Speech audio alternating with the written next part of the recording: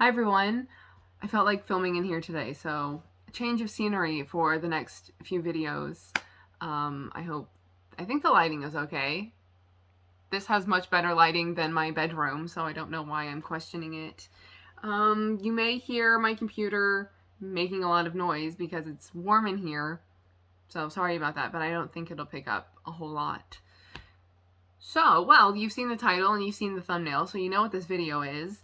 And I will be having, I think I'm just going to try to film them all tonight, but I have other stacks of movies that I've gotten from other sales that have been happening in the last couple of months. So I don't know what order they'll be in, but I also have some things from the Kino sale, things from the Indicator sale, and in that video I will also have just like a random stack of Blu-rays that I've gotten from like Target or Best Buy recently. And then I don't know how many people know this because I feel like people were talking about it when they announced they weren't going to like exist anymore, but then like 2 months later they were like, just kidding, we're still around, we're still gonna be a thing.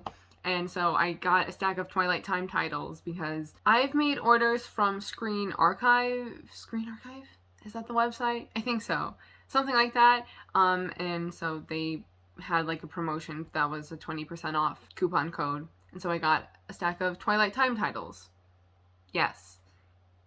And then this is my Criterion sale. Technically this is from the flash sale that happened in October, but you know, the Barnes & Noble sale is happening right now, so it doesn't really matter which sale this is. Also, I haven't really been watching lots of YouTube, so I haven't really been in the mindset of like recording videos. Oh shoot, okay.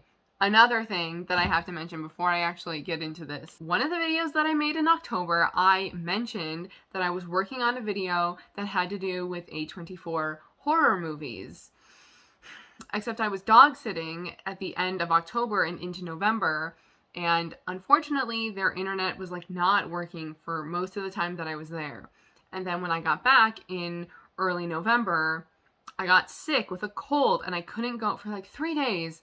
I couldn't go like 10 minutes without blowing my nose. It was annoying, mostly. And then I was slowly getting out of it. Don't know why it took so long. But then we were like almost in the middle of November and I was like, now is not the time for an A24 horror or just, you know, a horror video, because I was in the mood for like lots of melodrama and lots of cozy movies and such. So I felt like the time had passed. And then obviously we're going to get into December and it's going to be like Christmas stuff, and then the new year is going to be here and people are going to have their like end of the year superlative kind of videos. I love those.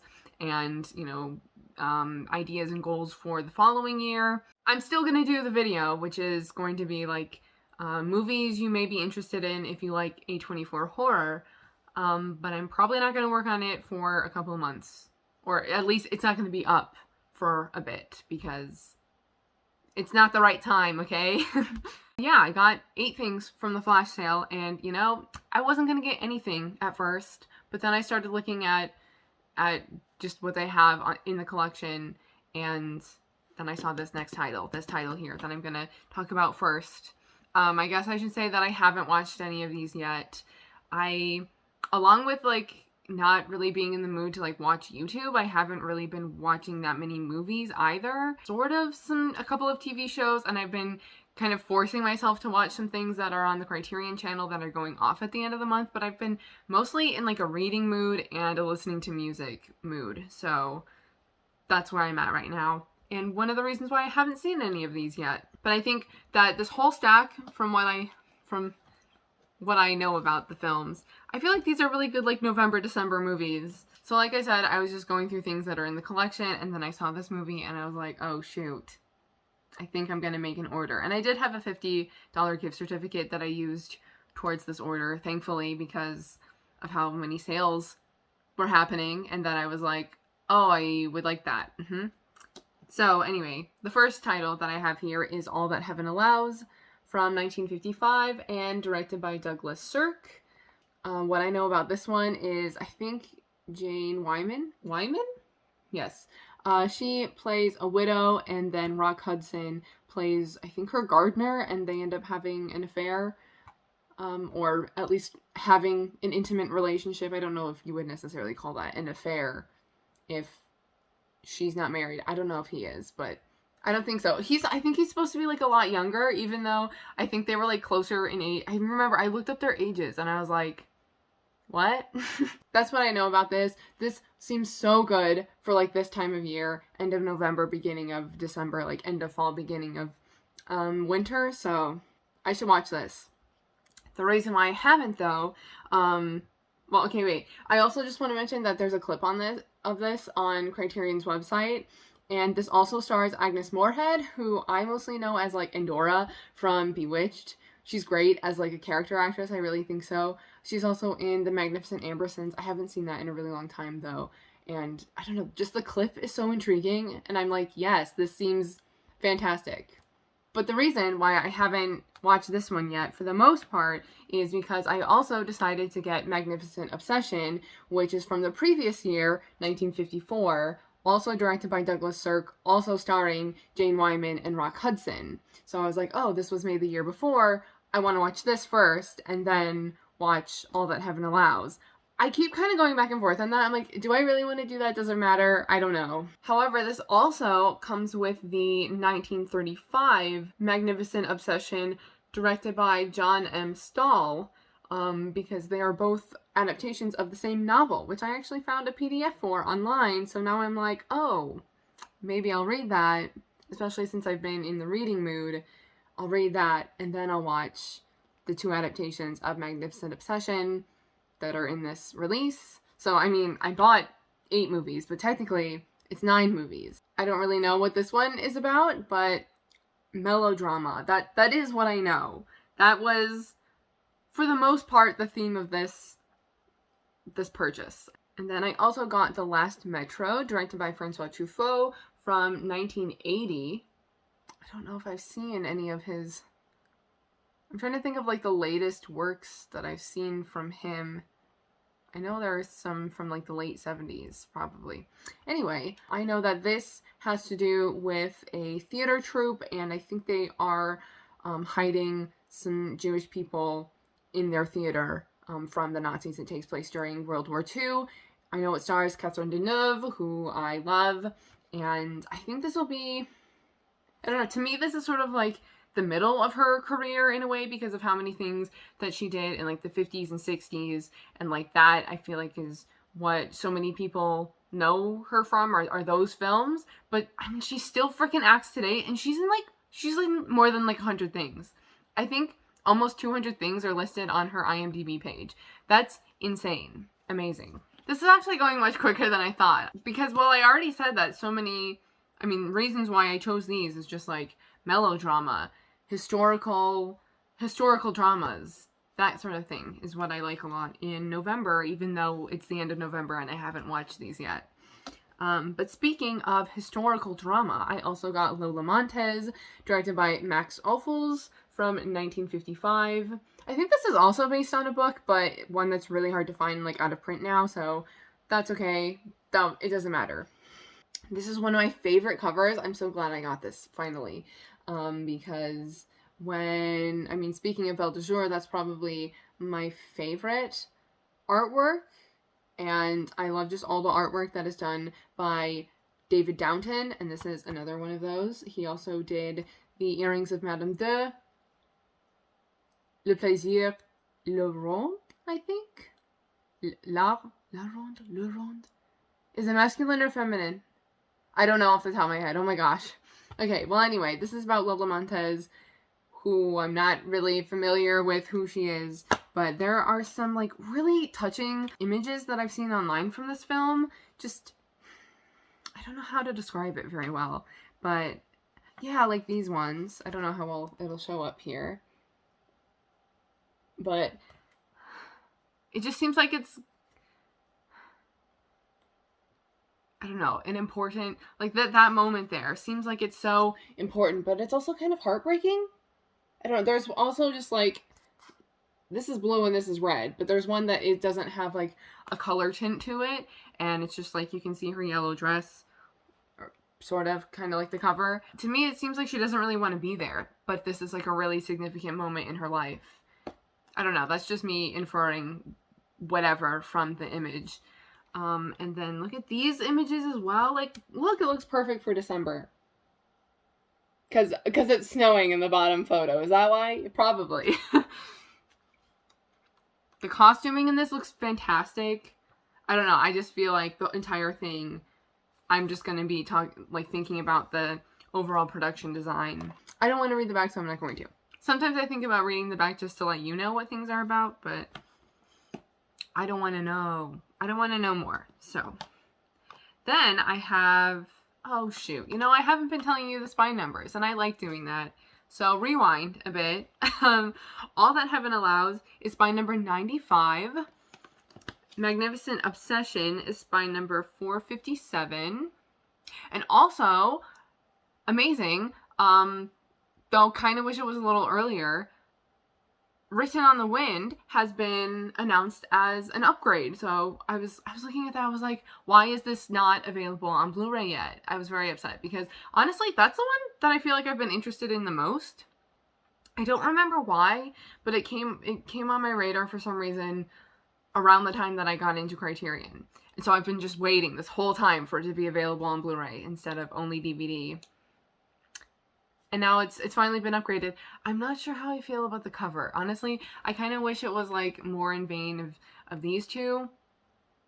I don't know. It's just kind of, it's fine, but I just wish it was a little different. Last Metro is spine number 462, and Lola Montès is spine number 503.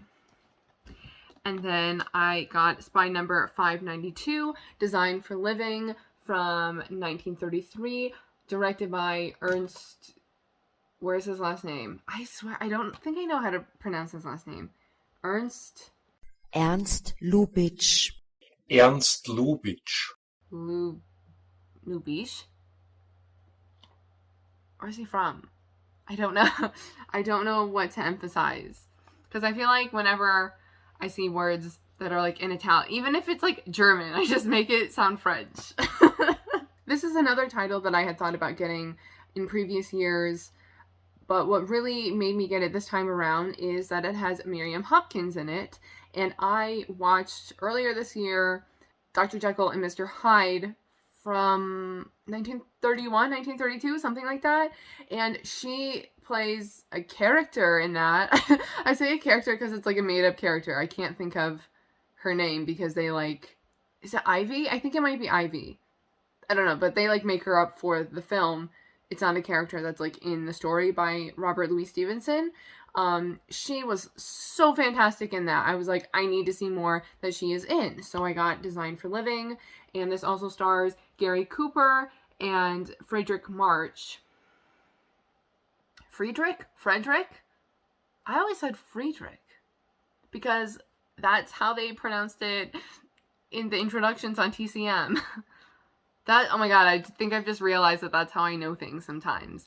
It's just from like watching Robert Osborne and Ben Mankiewicz's introductions on TCM. I do know what this is about, but just from the back, so I'm just going to read the back to you. It says, Gary Cooper, Friedrich March, and Miriam Hopkins play a trio of Americans in Paris who enter into a very adult gentleman's agreement in this continental pre-code comedy freely adapted by Ben Hecht from a play by Noel Coward and directed by Ernst Lubitsch. Is it? It can't be bitch. A risque relationship story and a witty take on creative pursuits, the film concerns a commercial artist unable or unwilling to choose between the equally dashing painter and playwright she meets on a train en route to the City of Light. Designed for Living is Lubitsch at his sexiest, an entertainment at once debonair and racy, featuring 3 stars at the height of their allure.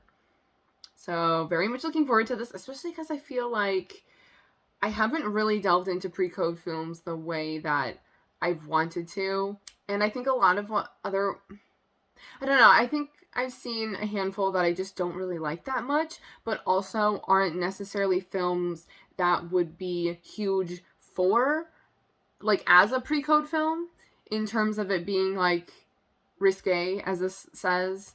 You know what I mean? Honestly, all I can think of are, like, some early 30s George Cukor films that I haven't really enjoyed that much. Anyway, I do have higher expectations for this though, to be honest. And I am also sort of thinking of the like Fred Astaire, Ginger Rogers films. Is that sort of the same era? I'm so bad with earlier films. I just don't watch them as much. Sorry, I have to rearrange my leg there. Okay, and then I do have another, I might as well just go to it now. So, should I go get the book? I just got the book of this today. Hold on. Okay, I think the lighting changed a little bit because I got up. So then the other film that I got with Miriam Hopkins is The Story of Temple Drake, and this is spy number 1006 from 1933. It's from the same year, and this one is directed by Stephen Roberts. Again, what I know about this is the back, so I'm just going to read it out to you. Sorry. Okay. It says, loosely adapted from William Faulkner's controversial novel Sanctuary, which I got. I really like the cover too. Oh, it's not going to really focus on the image up top. But I really like these vintage international editions of Faulkner's work. I also have As I Lay Dying, which I actually haven't read. I've had for years. I haven't read it yet. And then I also got another one that I will have in my Twilight Time video, because one of those movies is an adaptation of that. Continuing, it says, this notorious pre-code melodrama stars Miriam Hopkins as Temple Drake, the coquettish granddaughter of a respected small-town judge. When a booze-hound date strands her at a bootlegger's hideout, Temple is subjected to an act of nightmarish sexual violence and plunged into a criminal underworld that threatens to swallow her up completely. Steeped in Southern Gothic shadows by influential cinematographer Karl Struss and shot through with moral ambiguity, the story of Temple Drake is a harrowing vision of sin and salvation that boasts an astonishing lead performance from the fiery Hopkins, whose passage through the stations of terror, trauma, and redemption is a true tour de force of screen acting. So this sounds like a lot to handle, and I'm going to go into the book first with some caution, just knowing that it's going to be a heavy topic overall, and plotline and just character trauma, as this says. And it's only 71 minutes. That's crazy. Although I feel like a lot of movies from like the 20s and 30s are quite short. Also interested, obviously, in seeing how that is adapted, especially because on the back it says specifically loosely adapted. So I wonder where they're, I mean, I don't know. See, I was going to say maybe it's just because his novel was so controversial and has a lot of taboo topics in it that's why it maybe couldn't be as faithfully adapted. But like, it's a pre-code film, so obviously they wouldn't have been too concerned, I feel like. But I don't know. Hopefully the special features will kind of shed some light on that, or other research that I can do on my own. And then continuing, I feel like this is the last of like the actual sort of melodramas, because of the way that the very last one that I have is taken to the extreme, I guess. There's a word that I can't think of right now, but we'll get to it momentarily, because first here I have Sunday, Bloody Sunday, which is spy number 629. It's from 1971 and directed by John Schlesinger. Is it Singer or Singer? Why do we pronounce G's as J's and G's?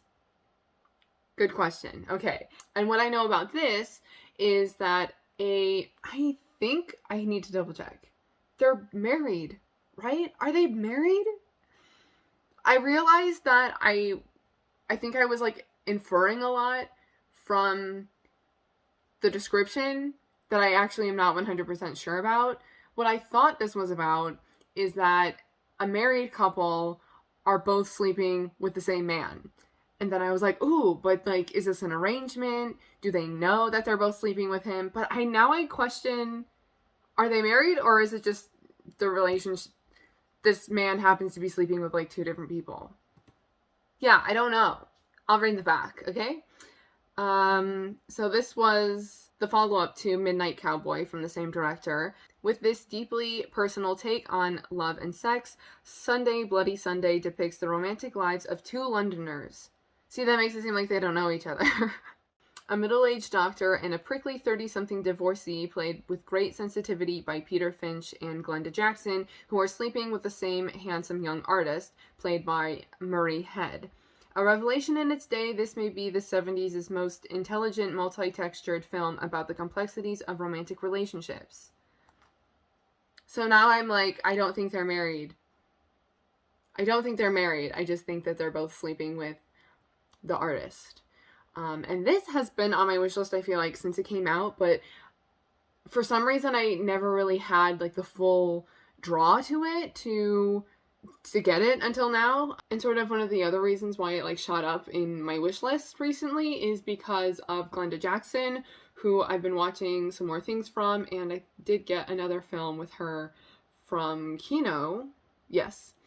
But ever since I watched The Maids a couple years ago now, I think, I talked about it in one of my Criterion Channel Year 1 videos. She was just a standout in the film called The Maids, and I needed to see more that she's in. That's a common trend with me. It's just watching a movie and needing to see more from that, from an actor in the film or from the director.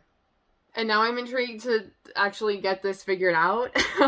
Yeah, and also, I don't know, I think as much as I'm looking forward to the performances overall, I'm really interested in seeing how it is tackled in terms of the artist character. I'm thinking, like, is he bisexual? I mean, I'm assuming he's bisexual or pansexual, I guess. Or are there other reasons why he's doing it? I don't know.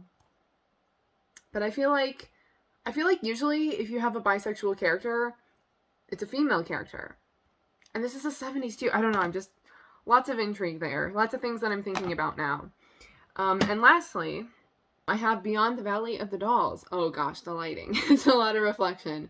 And this is by number 836 from 1970, directed, I realize I don't know the director, a Russ Meyer production. And I do already have Valley of the Dolls, like right there. And this is why I said it's taken to the extreme. It's not really melodrama. What is the word I'm thinking of? Let's see if it'll be on the back. In 1970, 20th Century Fox, impressed by the visual zing, king of the nudies, Russ Meyer had been bringing to bargain basement exploitation fair. I'm sorry, why am I speaking like that? I feel like I was saying like word, like very individually. It handed the director a studio budget and the title to one of its biggest hits, Valley of the Dolls, with a satirical screenplay by Roger Ebert. I'm so sorry. Beyond the Valley of the Dolls follows three young female rockers going Hollywood, not to Hollywood, just going Hollywood, in hellbent 60s style, under the spell of a flamboyant producer whose decadent bashes showcase Meyer's trademark libidinal exuberance. Transgressive and outrageous, this big studio version of a debaucherous midnight movie is an addictively entertaining romp from one of cinema's great outsider artists. I cannot read today, apparently. Didn't say the word that I was looking for. Like, sort of satirical, but also still poignant in its message, most likely. And extreme. I think I already used the word extreme. It's fine. I'm so rusty today. Anyway, that's what I got from the Criterion sale. Here, I will show you the stack. Yay! So I guess that's it for this video, and I'm just gonna go on filming the rest now. So I would love to know if you've seen any of these films though, and what you think about them, or if any of them piqued your interest, and what have you been getting? I said I haven't been watching YouTube videos, so sometimes I say that and I already know what people got because they put their hauls up already, but I have not been watching YouTube very much, so it'll be news to me if you comment and you've made a video. So great. Thank you. Thank you for watching, and stick around, I guess. Oh wait, was there something else I was gonna say in terms? No, I hate doing that. Okay, I was gonna say maybe I should mention another video that I'm working on, but I don't want to do that because then I always feel bad if I don't follow through immediately. A lot of the times though, even if I mention doing a video, even if I put it off, I mean to come back to it at some point. Okay, anyway, hope everyone is doing well. What are you watching? What are you reading? Things like that. Okay. Again, thank you for watching, and I'll see you in my next video. Bye.